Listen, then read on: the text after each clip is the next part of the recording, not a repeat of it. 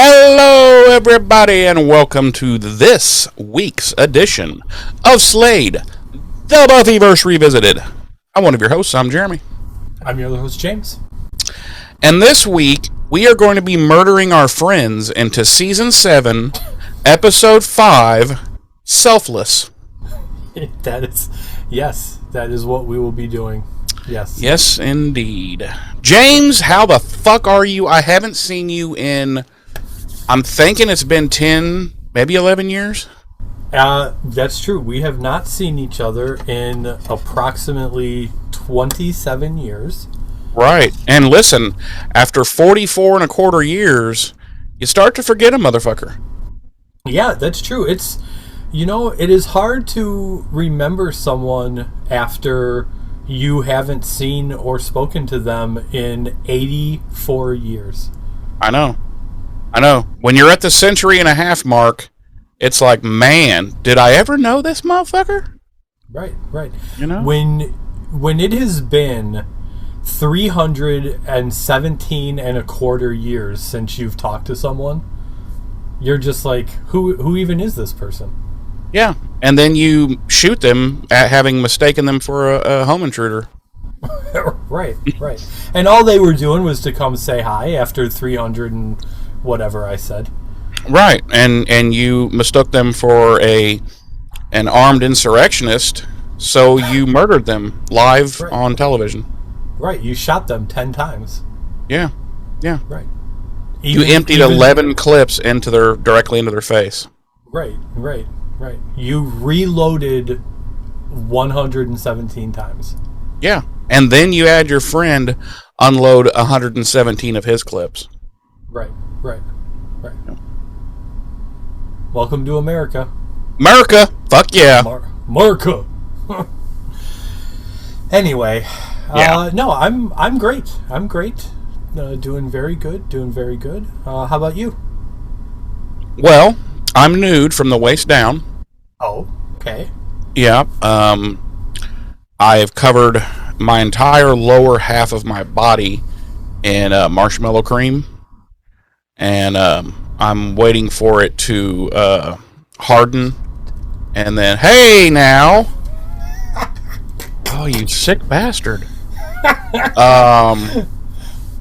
So, yeah, no, I'm good. I'm great. The great Snowmageddon of 2026 is finally over.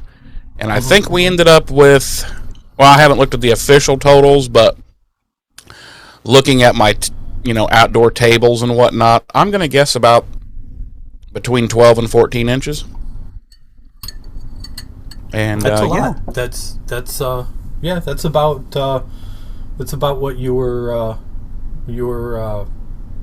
expected to get based on the weather reports we were watching here. So yeah, and see, I think you know this. I utterly despise snow and winter in general. Mm-hmm. Sure, so this is basically my hell on earth. Oh, yeah. Mm-hmm. I get that. Yeah, I've been cutting a lot the last couple of days. Have you? Yeah, I have so many new rings around my butthole. It's I forgot you were cutting rings around your butthole. Right. You're going to be able to date me soon. I'm not... What? No, I don't mean like take me out on a date. I mean like... the way you date a tree by the rings. A tree. Oh, okay. You sick bastard, you. Woo! Styling and profiling. Yeah. So... Anyway, with all of that out of the way, why don't you go fuck yourself, James? That's not nice. Oh, okay. All right, just checking. No, why don't you this week? Why don't you? How about you boil us some dates and deets for this week's Slepisode? That sounds boring as fuck. Well, it's potatoes. Oh my God! You know what? Listen. All right. If I could quickly reach it, I would quit and turn my camera off. Who eats boiled potatoes? Come on. Those of us who are on a strict diet Of blandness? Yes. It's for no other reason. It's not for weight or health. It's just like my doctor said, listen, you need to go on a diet of such boring levels that by the end of it, you will thank your lucky stars that that's not something you've had to do your whole life. And so then I killed him. Oh, okay. Wow. Yeah, I killed him. Wow. I was like, I'm not going to be treated this way by a medical professional. No, I understand. Right. Okay. I gotcha. I always go into my doctor's office strapped. Yeah, I mean that makes sense. You just never know. You don't ever know. Yeah. Yes, as previously stated, we will be murdering our friends, or was it killing our friends? Oh no, straight up murdering. We will be murdering our friends into Buffy the Vampire Slayer, Season 7, the 5th episode of the season, the 127th episode overall, Selfless. Our episode credited writer this week is Drew Goodard, and our credited director is David Sullivan. Our original air date was October 22nd, 2002 on the now defunct UPN network. Our Nielsen rating for this episode, 3.1, ranking at 89 out of the 131 primetime shows airing across network television that week, and number 2 out of the 10 primetime shows airing on UPN for that week. As always, our regular cast includes Sarah Michelle Gellar as Buffy, Nicholas Brendan as Xander, Emma Caulfield as Anya, Michelle Trachtenberg as Dawn, James Marsters as Spike, and Allison Hannigan as Willow. Our guest stars this week include Abraham Bunruby returning as Olaf the Troll, Andy Umberg as D'Hoffren, Kaylee Rocha as Halfrick, and Jennifer Shawn as Rachel. My synopsis this week reads: after Anya grants a particularly gruesome wish, Buffy feels that she must kill Anya. Xander tries to stop her, but the problem is solved when Anya requests to take it back and leave the vengeance demon fold. There the fuck we go again. You need to stop with these fucking... You need to stop. You're ruining our show with these bullshit fucking synopses. No. In the immortal words of Miley Cyrus, can't stop, won't stop. Okay, fine. Mine reads... Anya's violent and deadly act of vengeance leaves everyone stunned. Buffy must put aside her feelings and take action before more people that no one cares about die. Okay, so I might have added that part. I figured. My synopsis wasn't good. Okay, your synopsis was good. But also, does Buffy really have to put aside her feelings? She is pretty down pretty quick to murder Anya. Boy, are you right, and boy, can I not wait to get into this episode. Because, yeah. Mm-hmm. So we open as Dawn is helping Willow move into her new room at the Summers Hotel, which is in fact a tiny little shithole, because as we discussed last week, Buffy straight up took Willow's old room. Yeah, I mean it's Buffy's old room, which was a shithole. That's true. They could have just made her live in the basement. That's what they should have said. Listen, you have to do some kind of penance for having flayed a man live. So you have to live in the basement. Yeah. Dawn is also giving Willow some advice on how she can better fit in with people at Sunnydale College, because Willow is going back to college. um, where was I? Buffy and Xander kind of kick in some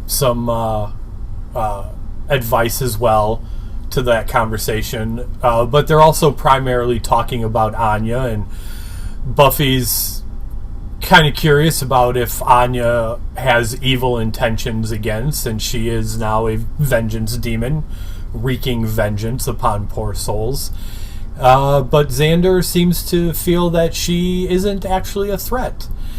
At which point we cut to a fraternity house where we see just a shit ton of dead dudes all over like the game room in the fraternity house.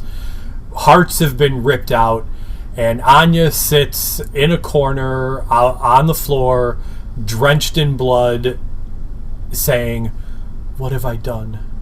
And that's our cold open. Roll credits. Wolf Howl. Yeah, and when we return from what would have been a commercial break, the camera's still just on her, and she's going, no. When we come back, we are now in Sweden in 1880, and I'm not going to try to pronounce the name Sojournjust, Sweden. You know what? Let me take a crack at it. I've been watching a lot of Vikings reruns lately. Okay. No, there's no way I could pronounce that correctly. I'm just fucking around. But we have been watching Vikings. Great show. Yeah. I don't know if you ever watched it. I have attempted to, and something has come up both times and like killed my watch along or whatever you want to call it. So it's like now if I try to do it again, I got to start at the beginning again because I've already forgotten everything. Right. So, right. you know. Anyway, we are in 1880, the year of our Lord, 1880, in Sweden, and we meet a pre-demon Anya, who, of course, at that time is called Odd, if we all recall was that season 4 episode, Who Wants to Set Me on Fire, I think it was called?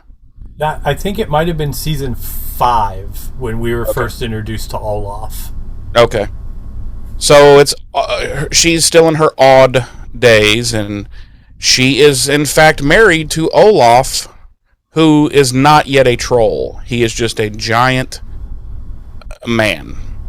And kind of an asshole, because she's very attentive and loving towards him, and he's not like mean to her, but he's mean to her. You know what I mean? Like he just kind of says shitty stuff, and she goes and pours him a big tankard of mead, and of course the tankard is like the size of a fucking Buick. And then he's like, she says she's got all these rabbits in her house because clearly at this point she loves rabbits. And he's like, is it just me or are there more rabbits than before? And she's like, well, they're rabbits. They fuck a lot and breed. And he's like, oh, all this talk about fucking. And he grabs, and I'm just like, oh, okay. And like they literally, Darlene pointed this out too. She's like, all this talk about breeding, they literally mentioned it once. Well, yeah, exactly. And so so of course he's pawing at her. He pulls her onto his lap, and I'm just like, this is grady. And and the whole time they're talking in, I guess, what's supposed to be ancient Swedish. But if you listen really closely, it's kind of funny. They're just like, dinky donka donka dinky donka donka. Yeah, it's really funny. It's clearly not a language. And she's planning to give the rabbits away to the villagers because she wants to have the accomplishment of selflessly giving of herself to others. And then Olaf kind of makes fun of her because nobody likes her in the entire village, and because she's Anya. I mean, even then she's Anya. So I was like, do you really need to say that to her? I mean, God, what a dick. And then he's like, then he happens to mention he was in the bar, and she's like, you were in the fucking bar, motherfucker? Because there's some wench in there that that she thinks he's fucking around with, and he's like, I've already said I'm not interested in her. You're the only one for me, baby. And then, like a moron, she believes him. Then we cut back to present day, and we're at Sunnydale High. Guess where? In the basement. Spike is talking with Buffy about his mental instabilities, and he's talking about Drusilla and how she was fucking cuckoo, and he always thought that was funny, but now he's cuckoo, so now it's not funny, and it's like, yeah, buddy, yeah, reap what you sow, fuckface. So then we see that in fact, well, let me do it this way. She's kind of crouched down next to him because he's sitting on the ground, and she's all like, Spike, we'll get through this. We'll get through this together. And then we see the camera kind of pan out, and the real Buffy is approaching. And she's like, Spike, you got to leave this basement. It's killing you. And I'm like, is it the basement? Or is he just fucking nuts? Like, have we established that it is in fact the basement? Because it could just be that he's fucking crazy. Right. I mean, he does now have to live with the voices of all the people he brutally murdered over the last 200 years. Right. In his head. So that could be a touch of his crazy. Right. That could give him a little touch. Right. That could be minor PTSD. So she's like, you have to get out of this basement. It's killing you. And he's like, I don't have anywhere to go. And he just says it really weird. I don't know. He's like, I don't have anywhere to go. And I'm like, don't you? Like, you have lived in Sunnydale for basically 6 seasons. And you've lived everywhere you've wanted. You just move into crypts and shit, and somehow seem to have electricity and all kinds of things. Like, just go to a crypt, you fucking whack job. Like, what do you mean you don't have anywhere to go? Remember the crypt you've been in for the last 2 seasons? It's still there. It's still there. You could just go live there again. Just go live there. But he's like, I don't have anywhere to go, love. And she's like, you're 230 years old and you can't figure out where to live? What the fuck? So she's like, listen, you said you have a soul? Fine, then show me. And he's like, okay, and he rips open his chest. And he's like, oh my god! Fuck! God, this hurt! And he's like, there, do you see it? And she's like, no, that's like 2 layers of skin. And he's like, oh, but it hurts so bad. Let's see. Then we cut to the college campus, because as we have discovered, Willow is returning to the University College of Sunnydale University. And she's talking with an old professor about getting her reinstated and blah, blah, blah. And of course the professor's kissing her ass because she's like, of course I want the greatest student that I have ever had back in my classroom. And I'm like, wait a minute, at this point, hasn't it been like about, I don't know, like about 6 months or so that, like, she hasn't been, like, it can't even be the same semester anymore. Like, what are we, this seems strange to me. Like, the professor should have been like, hey, bitch, that was a year ago, so, I don't really know what you want me to do. I guess you could start over? Because, like, yeah, do you know that, are you familiar with time? Like, I don't know. So anyway, of course the teacher agrees, and she's like, oh, yes, Willow, I will bend over backwards to make this happen for you. And Willow's like, KK! And the professor leaves, and she happens to look over, and she sees Anya exiting said fraternity domain, we shall call it, with a shorter trench coat on that's covering her like from the neck all the way down to like her knees, basically. And she's clearly startled to see Willow, and she's yammering and stammering, and Willow's like, "So, what the fuck are you doing here, weird bitch?" And Anya's like, oh, I have a new boyfriend, and he lives here at the fraternity." And Willow's like, aren't you like 1,000 years? Oh, that is so grody, dude. And then Anya's like, "And we have lots of sex." And Willow goes, "Okay." Like, I'm really happy for you, I think. So then she's like, "Well, anyway, I have to go." And she goes to, like, fold her hair behind her ear, and Willow notices, like, a blood smudge on her wrist. So Willow's instantly like, "Got it. She killed some people in the fraternity. Right. Better go in there and investigate." Which she does. She just opens the front door and walks right into this place, not worrying about, fingerprints or being seen coming into the scene of a a mass homicidal situation. She just walks in and she's like, "Hello, Willow Rosenberg here." And she's just kind of walking around, and then she walks into, like, the room where there's clearly 700 to 800 dead bodies. And she's like, "Oh, that's so gross." And I'm like, "Willow, really? After the things you've done?" Like, you would think she'd just glance in there and be like, "Damn." Then she starts hearing, like, this whimpering and moaning and groaning.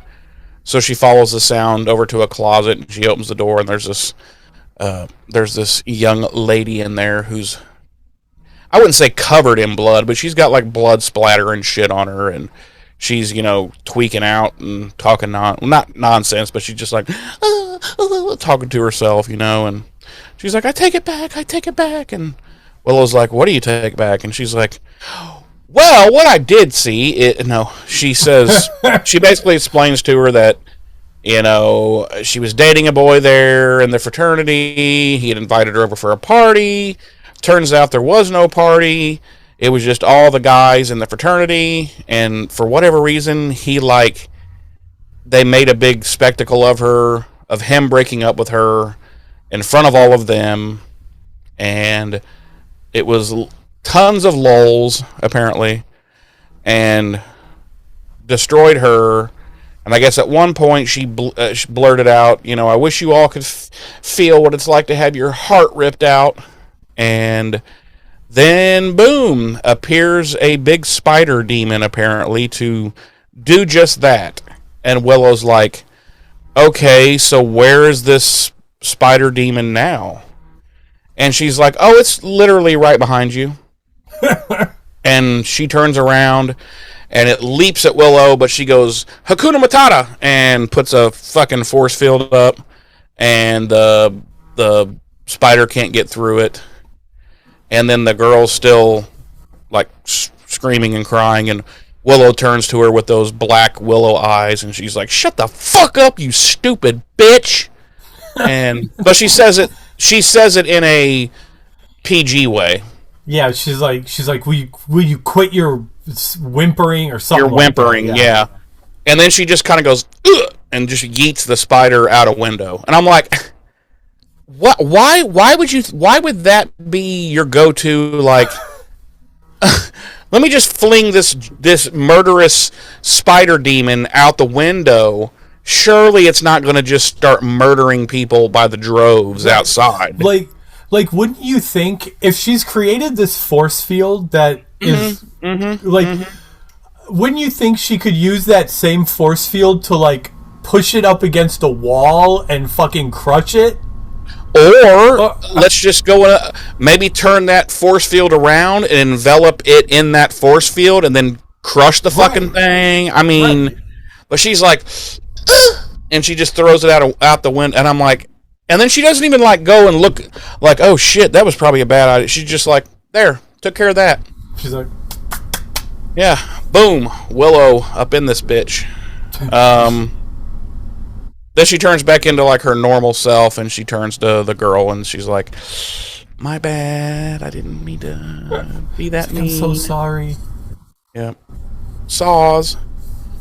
Then we cut back to Sweden in 1880 once more, and Anya is now watching, her village from a little bit of a distance, as Olaf has now been turned into a troll, and the villagers are chasing. I love the subtitles. At one point, the guy's like, "We will throw pieces of vegetables and fruit at him." Yeah. and they do, and then he's like, and then Olaf's like, "No, it's me, it's Olaf," and the guy's like, "He's doing an impersonation of Olaf," and it's pretty funny. And so long story short, they basically chase him the fuck out of town, while Anya watches on from afar and is quite pleased when De Hoffren appears and introduces himself to her, and explain, he's like, "Nice spell, how'd you do that?" And she kind of explains how she pulled it off, and he's like, nice. He's like, "So listen, I'm actually a recruiter. Have you thought about the military?" And she's like, and he's like, no, hear me out. She's like, and he's like, "Listen, bitch, I gotta make my fucking quota this week." Oh, did somebody just break into your house and throw a keyboard at you? No, something fell over there. Okay, it was just your TV, no biggie. He's like, "What's your name?" And she's like, "Odd," and he's like, "No, you are Anyanka." Yeah, he's like, "No, your name is Anyanka." And she's like, no, it's I'm Odd. And then he's like, "Well, that may be, but who you truly are is Anyanka." And she's like, "Oh, do you want to give me a definition for that? Like, what is that supposed to mean?" He's like, "No, I shall leave it mysterious because the writers have not decided." And he more or less offers to make her a vengeance demon. And she's like, "KK." And so it is. The beginning of Anyanka's reign of terror. Pretty lame origin story, honestly. I would have expected it to be something much more interesting, frankly. Basically, she gets mad at Olaf because he was in fact banging the bar wench, and I'm like, wow. So he was a little bit of infidelity led you to over 1,000 years of a murderous campaign across the entire world. Like, okay, you might be touched, bitch. Then we cut to Buffy, who is at work at the school and sitting in her chair, balancing a cup of pens and pencils on her forehead. Is it her first day again? Yes, I think it's still her first day. Yeah, it's her 13th first day. So the phone rings, and it's apparently so startling that she drops the cup with pens and pencils in it off her head. And grabs the phone, and she's just like, "Hello!" Like she's at home. Like, no professionalism whatsoever. Like, "Hello, Counselor Sumer's here." She's just like, "Hello!"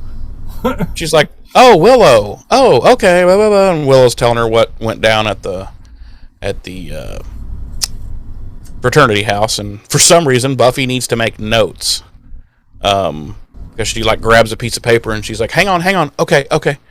And I'm like, when has Buffy ever had to jot down notes before when she got a phone call of Armageddon? Meanwhile, we cut to Anya's apartment, and Halfrick is there, singing Anya's praises about, what a nice job she did, and, that it was pretty dope. And Anya's clearly not feeling it. She's, kind of traumatized from the whole fucking thing, and she's like kind of regretful, and she's clearly been around the Scoobies too long. She should have been re-embraced murder because it was cooler. At which time her again, James.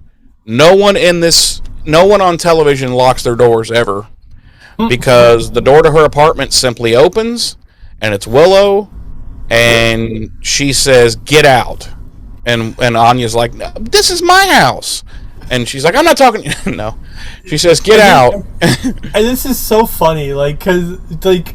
You brought it up again. Like, again, no one in television shows ever locks their house, and meanwhile, like, my doors, like, I'm in my house, and my doors are locked right now. My doors are always locked if we're inside the house. I'm not just going to have somebody walk up in here and murder me.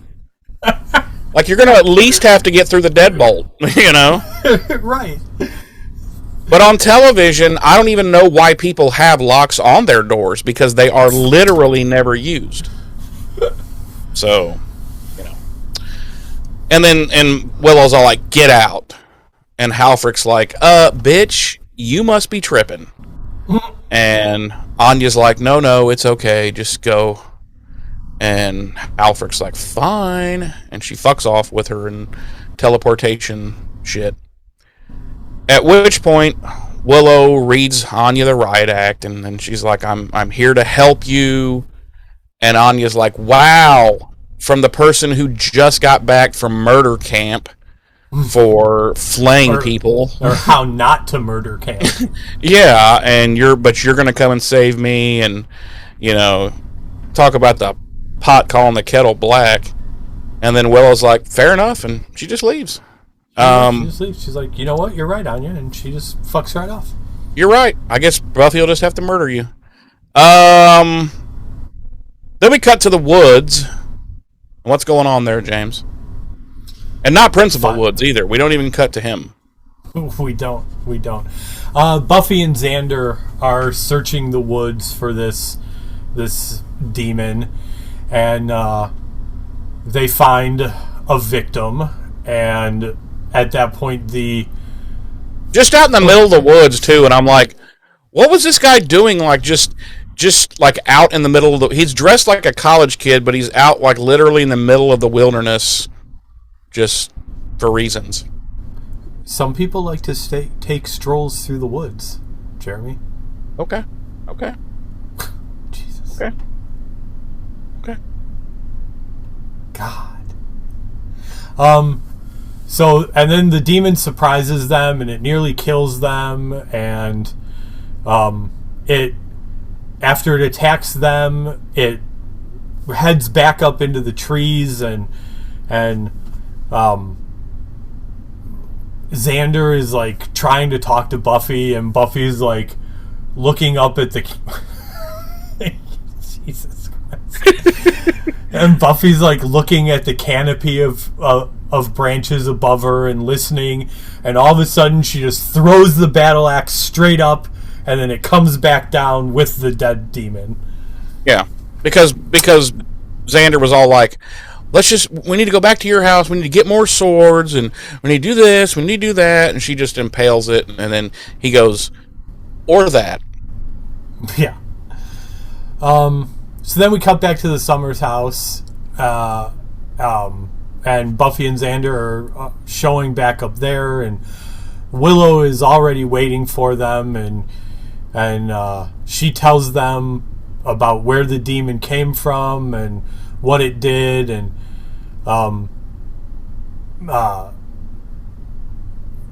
Xander proceeds to like get all on Willow's shit because she didn't tell them, and then he comes to realize that the reason she didn't say anything is because she knew that now Buffy would have to kill Anya. And boy, here we go. So then we cut to 1905, and Anya and Halfrick are drinking champagne in a ballroom full of dead men in St. Petersburg, Russia. I thought it was St. Petersburg, Florida. As the city burns outside them, and Halfrick is once again singing Anya's praises about not only the vengeance she has wreaked, but how it has essentially started the Russian Revolution. Which one? There's been like 11. Apparently the one that started in 1905, dipshit. Oh.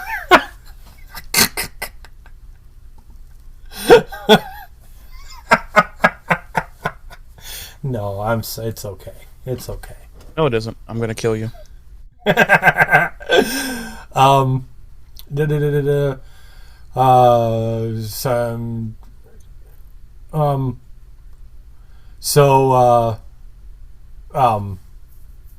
Halfrick is basically like, she's like, you need to, see. She's basically giving Anya shit for not having a healthy work-life balance. Yeah. And Anya's basically like, nah, fuck that. I'm just all about that vengeance.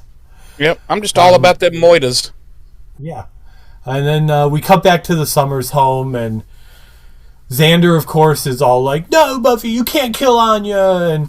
And Buffy's all like, you can't see Buffy's this like, for listen, what it is. And she's like, listen, I decided this approximately 6 months ago. Yeah. And he's like, the fuck? And she's like, I know. That's how cold-hearted I am. Right. And Buffy's all like, you can't see this for what it is because you still love her. And he's like, oh, but how about how you always, how come it's okay when you're sleeping with demons and shit? And she's all like, I had to kill Angel because that's what it was going to take to save the world. And then yeah, but we're talking about saving the world here. Right. Well, and then he also brings up, he's like, what about Willow? And she's like, Willow was different. And he's like, oh, really? How the fuck was that different? Well, because Willow was human. And Xander's like, oh my, fuck my brains out of my skull. And he just opens the door and he just starts bashing his head with the fucking front door. But over the course of this argument, when Buffy brings up Angel, she's like, do you remember giving me Willow's message? Kick his ass. And Willow's all like, I never said that. And Yeah. like, we've literally been waiting like 6 seasons for this to come up. Oh, yeah, yeah. Well, no, before seasons. No. Yeah. Oh, yeah, you're right. The end of season. Yeah, you're right. The end of season 2. You're right. Yeah. Yeah. Sorry. And like, and it finally comes up, but like, it just gets blown over. Yeah. Like, I don't know. It kind of cheesed me off a little bit. Well, this whole goddamn scene pisses me off. And Buffy's like, listen, when it comes to my judgment about demons and evil, she says she is Judge fucking Dredd. She goes. I was just gonna say she pulls a Judge Dredd and is all like, "I am the law." Yeah, I am the law, and he's like, I don't remember signing anything that agrees to that. Right. Of course, Xander's like, there's got to be a different way to do this, and Buffy's like, well, then please find it. So he scampers off. She's like, you have literally 10 minutes to find it, because as soon as you leave here, I'm going to grab a sword and go murder your fucking ex-lover. Right. And everything about this scene is fucking stupid. So Xander scampers off, and then Buffy grabs a sword from the weapons chest, and she's getting ready to leave, and she turns back and looks at Willow, and Willow's like, I ain't in this shit. Yeah, Willow's like, I just can't. I'm sorry. And Buffy gives her kind of a disappointed look and heads off. Like, really? You can't help me murder one of our friends? God. Can I even count on you for anything, Willow? Right. So then... Whoa. No. We're not so thinning. We're fucking chewing into this fucking scene. Okay, go ahead. First of all, who died and left Buffy the judge, jury, and executioner? Okay, she's a slayer, but she ain't the judge, jury, and fucking executioner. Second of all, Xander is totally 100% correct that it was the same fucking thing with Willow, but Buffy was all like, listen, we're going to exhaust every single possibility to stop this. Like, is her killing Willow ever even brought up? Like, you know what I'm saying? Like, even as she's trying to end the world, I don't even think Buffy's like, well, I'm just going to have to go and kill her. You know, and like, this is probably the first time that I've been completely Team Xander on something. And it's unbelievably terribly written, because she's just like, listen, or he's like, there has to be another way. There's always another way. Whenever it involves someone we care about, we always find another way. And Buffy's just like, listen, I know, we always do, but this time I really want to kill Anya. Because even when he's like, there has to be another way, and she's like, okay, find it. She's like, you have 10 minutes. Like, what the fuck? What is the pressing? Armageddon's not about to fucking happen here. Okay, she's killed some frat boy. Listen, can the world not use a few less frat boys? Let's be honest. But I'm saying, like, it's not a super pressing fucking matter at all. Whereas when Willow was currently engaged in world ending, okay, we've talked many times about how Buffy is a garbage shit friend. Well, they all kind of are. Right. But this is kind of the pinnacle of the garbage pile. Yes, because, you know, not to spoiler alert or but just next season she's all like, I just want to keep an eye on all my friends and loved ones, talking to Anya. And I'm like, really? You mean next? I don't know, bro. I don't know what else to say other than fucking wow. Well, I mean, it's understandable because you once again, you have read the scene entirely wrong about what's happening. And no, I'm kidding. I agree with you 100%. I agree with you 100%. I think the only valid point that Buffy has in this whole argument is that, like, she had to kill Angel. Like, she made that choice to kill Angel. But even at that was like, again, the world was about to get yeah. Right, even at that, the world was about to get sucked into a hell dimension. Because for the entire season before that, as he was raping, pillaging, murdering, had she killed him then? No. Right, no. She only killed him when there was literally no choice left. Right. But with Anya, she's like, oh, my first go-to is murder with her. Right. You know. Yep. No, I 100% agree with you. Like I said, the only leg Buffy has to stand on and has a point on in this entire argument is the whole I had to kill Angel thing. But again, that's kind of washed out because that was literally, the world is about to get sucked into a hell dimension if I don't kill this person that I love. Right. So what's the worst case scenario? If let's just say she says, okay, Xander, I'll give you 24 hours to figure out a way to fix this. Right. But she's like, no, listen, I have to kill her in the next 10 minutes because there might be another frat boy somewhere that gets killed. She's like, listen, Xander, you have 10 minutes to figure this out because we've only got 25 minutes left in the episode. Right, and we still have to do the big battle scene. Right. And he's like, all right, and he scampers off. Yeah. No, I fucking... Ugh. So then Willow rushes to her room and she pulls out the summoning talisman that DeHoffrin had previously given her many episodes ago, and he's pretty thrilled that Willow has summoned him, because he says he was really impressed with her flaying of Warren, and how she just gave in to the dark side, and he's like, and I sensed you returning to the dark side earlier today. And Willow's like, yeah, that's great, but I'm actually here to talk about Anya and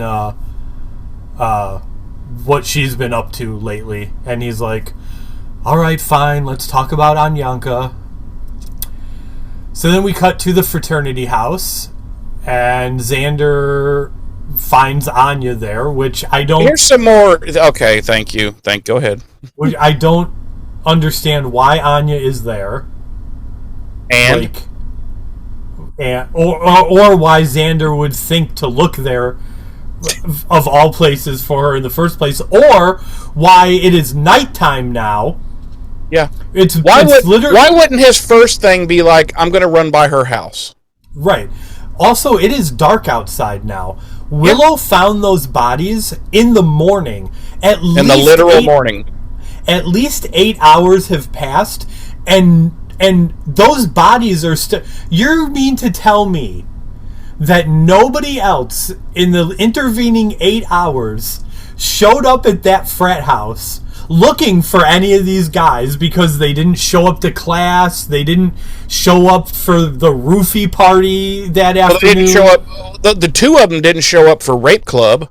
Right, two of them didn't show up for Rape Club that day. Like, what?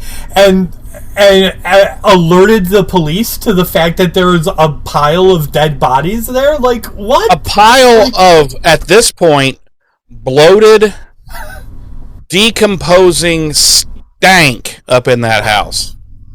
Like, yeah. I was just like, this is insane. Like, so, of course he wants to help her, and she rejects him, and, you know, is like, you know, basically she's still using him leaving her at the altar as an excuse, and he's like, you know what, Anya, after a while that excuse gets old. And I'm like, whoa, dude, you really don't, you're not the one with the leg to stand on here, bro. You really don't, it's only been like, what, 8 months? It's not even been a calendar year. Right, like, I'm not sure you're the one that gets to decide when she's over it. Yeah, and it's like, I'm pretty sure... Now, listen, I mean, I kind of see what he's saying, like, hey, what he should have said, instead of, you know, eventually you need to get over this, was, hey, I don't think you can use that as a reason to murder a bunch of people. Right. Instead of being like, why ain't you over it yet, bitch? Right. You know? Maybe it would have flied better if he had been like, you know what? Maybe we can't use that excuse for literally every bad thing we do.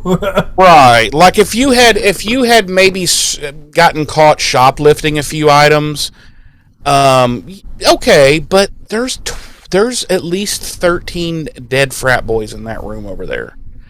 Little much, I'm just saying. Right. Instead of being like, hey, you fucking get over it, damn it. Right. You know. At that point, Buffy shows up, and she's like, tells Xander to get the fuck out of her way, and Anya switches on her demon face and pushes Xander aside and attacks Buffy straight away, and they proceed to engage in fisticuffs until Buffy impales Anya right through the chest with her sword.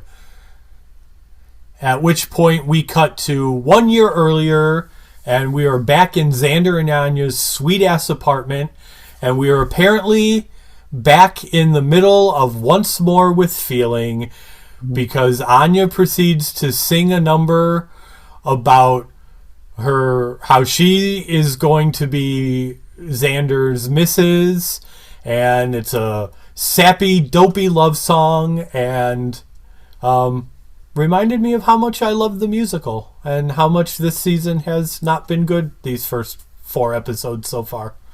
And it reminded me of how much I thought that Emma Caulfield was one of the best in that episode of singing and emoting and all that. Sure. Where was I? So then we come back to the present, and Anya wakes up and she's like, "Oh, Buffy, you should know better than that. But sword through the chest won't kill a vengeance demon." And she proceeds to pull the sword out of her chest, and her and Buffy start to fight again. And Buffy gets the sword back, and she's getting ready to use it on Anya again, and Xander tackles Buffy away from Anya, and then D'Hoffryn shows up. And D'Hoffryn shows up and slips fucking Anya the roll of quarters, and Anya gets them in her hand, and she just like playing to the crowd, and then Buffy runs up and she turns around, hits her the foreign object, the classic foreign object. Yep. Pins her and wins the title. It's crazy. Yeah, there's just blood trickling down Buffy's forehead. There's a fucking riot. The fans are losing their fucking minds. Right, it's crazy. You don't see it, but off camera, because obviously Anya uses like you said the foreign object. It's a cheap shot, and then Anya's just like stomping Buffy. Yeah, stomping a mud hole. And that's what you hear from just ethereal. You hear, "Oh, somebody better put a stop to this. She's stomping a mud hole in her. Oh."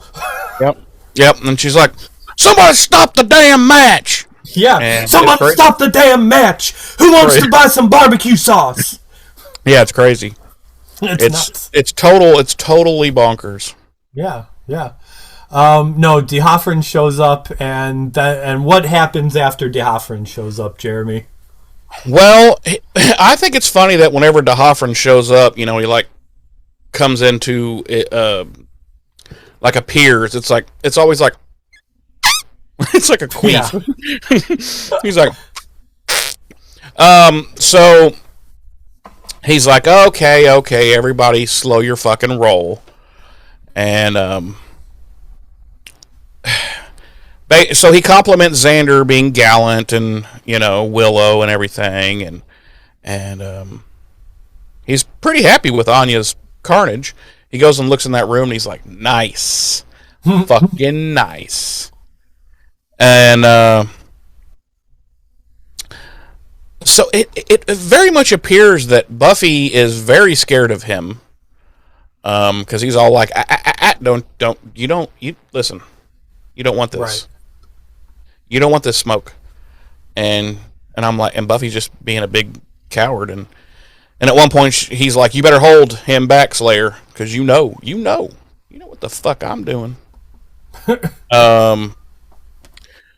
So Anya basically says that she wants to take it back. And he's like, take what back? And she's like, all this murder. And he's like, okay, but there's a price. And she's like, of course. And she gets her wallet out, and she's how much? And he's like, 400 per body. 400 per body. No, he's like, he's like, it's going to be approximately $350 per body. Yeah, listen, I've known you a long time, Anyanka. I'm going to make it $350 a body. And she's like, you scallywag. No, he's like, that the scales must be balanced, and in order to do this, then a vengeance demon's life and soul must be, sacrificed. And she's like, fine, I don't even like this fucking life anyway. And he's like, are you sure that this is your wish? And And she's like, yes, this is my wish. So he summons Halfrek, and she's like, yeah, what's up, boss? And he's like, kapoof, and she goes, bah! And like, her life and soul are now no more. And I'm like, wow, are we even going to talk about this later in the episode? The answer, no. Halfrek is just fucked. And so he's like, there you go. Oh, and he does this clap. He's like, it is done. Yeah. And I'm like, well, how come none of the dudes came walking out of the room like, whoa, what the fuck, guys? Like, I had this dream that I got chest fucked by a spider. But none of them ever come out. So I guess we just have to be left to assume that he held up his end of the bargain. And she's like, how could you kill Halfrek? She was one of your hoes. And he's like, I got lots of hoes, okay? I don't need that one anymore. And then he walks out with his pimp cane and his fucking... He's got some big old platform see-through shoes with like a fish in there swimming around. Yeah. So, no, but he's like, I've got plenty of girls as my vengeance team. He comes across like a pimp. That's why I made that joke. But well, yeah, he says they'll always something to the effect of like they'll always be scorned women seeking vengeance and right. In other words, a dime a dozen. And I'm like, well, that's fucking nice. Well, I mean, to be fair, maybe if we were our gender as a whole were better, maybe. Oh yeah, because women are fucking perfect. I'm just saying. God, James, you self-hating fucking retard. I'm only kidding. No, so, but I'm just like, wow, dude, he clearly does not care about. Okay, I get it, he's a demon, but like, I mean, damn, like that's pretty cold-hearted. Like, of all the times we've seen D'Hoffryn, like this is the first time we've seen him like be D'Hoffryn genuinely like imposing. Yeah, Like for sure. Like every other time we've seen him, he's been kind of quirky and goofy. You know, you're like, hey, I kind of like D'Hoffryn, and now you're like, fuck this fucking guy. Right, you know? And this is the first time he's truly come off as like imposing. So yeah. So she's now, and he's like, dude, he has a nice little thing here where he's like, what did you fucking expect? You know, you never go for the kill when you can get the pain instead, and she's like, fuck, you totally fucked me over. And he's like, I did. He's like, D'Hoffryn out, bitch! And he's gone. And so, before he leaves, he's like, Anya's like, you should have just killed me. And, you know, he says that thing, well, you never go for the kill when you can get the pain. He goes, besides, just wait a little while. He's like, remember, from beneath you it devours? He's like, I got a feeling y'all are fucked. D'Hoffryn out! And then he disappears. Then we cut to, like, all of a sudden Buffy's like, okay, problem solved. You're not a demon anymore. I love you. It's like, no. This big-ass fucking speech you goddamn gave an hour ago. What, now all of a sudden, because she's human again, it's fine? Like, all's forgiven? Because that's literally what happens, including in the next... It carries over into the next... She's just like, Buffy's like, no, I don't mind. You took it back. Yeah, but she's still... Anyway. Anya walks out of the house. Xander follows her. She's just like, listen... I need to figure out who the fuck I am. Because I've basically lived for other people my whole life. And he's like, have you? Because you've spent like 1,200 years just murdering people. And she's like, oh, fair, but I need to be alone. And he's like, okay, fine, me too. So he starts to walk away. She kind of follows him. And then she stops and looks at him at one point while he's going one way. And she turns and goes the other. And that's the episode. Credits. But D'Hoffryn pops back in and goes, deuces, bitches! And then... Deuces! Yep. So, just a little bit of behind the scenes. So, SMG was only available for 3 days of shooting for this episode because she was getting married. And Drew Goddard has said on the DVD commentary that her hair in this episode was her quote-unquote wedding hair. I'm surprised Joss Whedon allowed that. Right? No, I'm being dead serious. Like, I'm surprised he's not like, fuck you, you're under contract. You'll get married on your time, not mine. You know. Kaylee Rocha was performing in a play while this season was shooting, so she flew in, filmed all of her scenes for all for the episodes that she was in so far this season in one day. And she actually filmed her death in this episode in front of a green screen so that they could superimpose it later on. What? Yeah. That is so crazy. On the DVD commentary, Drew Goddard said that the Sonjarst scenes were written in Swedish, but he intended for the lines to be dubbed badly in English. So Emma Caulfield and Abraham Bunruby were told that they didn't need to memorize the Swedish dialogue that carefully because it wouldn't be heard anyway, but they memorized all of the Swedish dialogue phonetically, and that's why it sounds so goofy. And during the filming, they were production was so happy with how it turned out that they decided to subtitle the scenes rather than dub them over. Well. Also in the DVD commentary, Drew Goddard said that he chose the name Odd as Anya's original human name because while he was researching Viking names, he discovered that there had been a Viking king named Olaf who was married to a woman named Odd, and she was known for her sense of humor and her ability to manage money, and that description fit Anya so well, Goddard felt like he had to use the name. Does she have a sense of humor? The character of Anya? I don't know about that's a little bit of a reach. Yeah, she's funny. Yeah. Our music this week, Emma Caulfield with Mrs., and our original score by Little Bobby Dunks. Jeremy, I'm going to ask this question, but whatever answer you give, I'm going to accept because we really don't have any way of knowing. Yeah. Would you like to play everybody's favorite game, Body Count? Yes, I would. Okay. 69. That's right. Yeah. That's right. Yep. Beautiful. Yep. Jeremy. Yes, sir.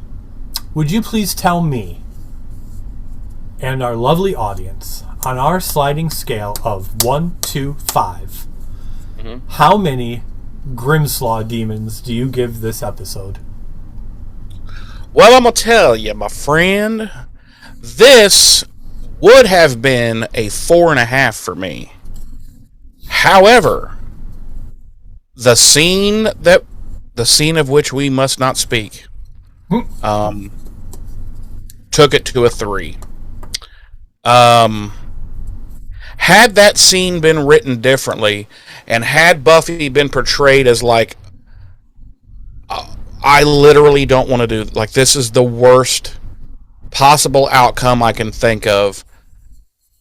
Let's go figure out something else, you know. And had it been different, it would have been a 4.5 for me. Otherwise, I very much enjoyed the episode. It was like to me a classic Buffy episode. Had hit all the things, you know, and checked off all the boxes. It's just the way they decided to have Buffy react to this whole thing. No, I'm sorry. That's going to be a big no. So what could have been a nearly perfect episode for me is instead a 3. And listen, that's just facts. So, James, on our sliding scale of 1 to 5, how many breeding bunnies do you give this episode, and why? I give this episode 3 breeding bunnies. Okay. It would have been a 4 again. Actually, honestly, same reason as you. It would have been a 4, but I just felt like Xander for the first time in the entirety of the series. I was with Xander on this. Like, yeah. It just for Buffy to just be all gung ho about, like, I absolutely have to kill Anya. I have no choice. Like, yeah, I don't know. Like, it just, especially, and like Xander pointed it all out, like the angel of it all, the willow of it all. You know, like, so. And the other shitty thing, I think, is that, like, and he says to her, he's like, she's one of your best friends. Like, and also, he should have said, how many times has she come through for us over the years, saved us, or saved a life, maybe helped us stop apocalypse multiple times. Like, she doesn't get, I'm not saying she should get a pass, but she doesn't get the benefit of us trying to figure out anything else we can to fix this, as opposed to, well, nope, it's murder. Murder's the first thing, right? It's first, top of the list, murder. You know, right? I don't know. So yeah, and again, I said it, you know, when we covered that scene. The only leg Buffy had to stand on was the whole I killed Angel thing. But again, the circumstances were vastly different. Like, she didn't choose to kill Angel until she didn't have any other choice. And I just don't feel like the stakes were that high here with the Anya situation. There were no stakes yet. Like, there just literally weren't any. Yeah. And Buffy's just like, listen, I'm in a murderous mood. So, stabbity stab stab. Right. So, you know, so yeah, just dumb. A 3. It's a 3 for me. All right, sir. Did you know, in fact, James, that by visiting BuffyRevisited.com, you will be at our website? Yeah, I knew that. Yeah. Okay, just checking.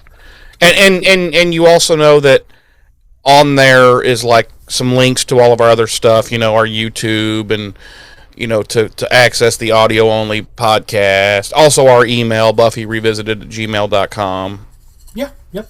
I was aware. Knew all that. I knew that. Yep.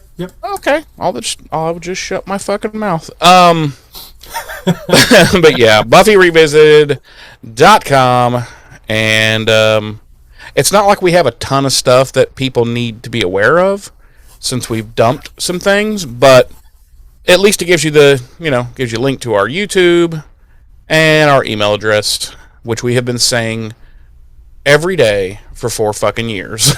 So if you don't know it by now, you're either new or possibly slightly brain damaged. Wow.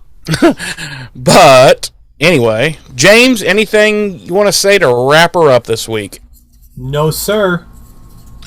All right, me either. So, thank you all for joining us once again. Next week, we are going to be taking a peek at Season 7, Episode 6, Him. That we will. We're going to take a peek at him. Alrighty. James, I'll see you soon. Everyone else, we'll see you next week. I've been one of your hosts. I'm Jeremy. I'm your other host, James. Ta-ta. Turns where the fallen stand. The end is written in the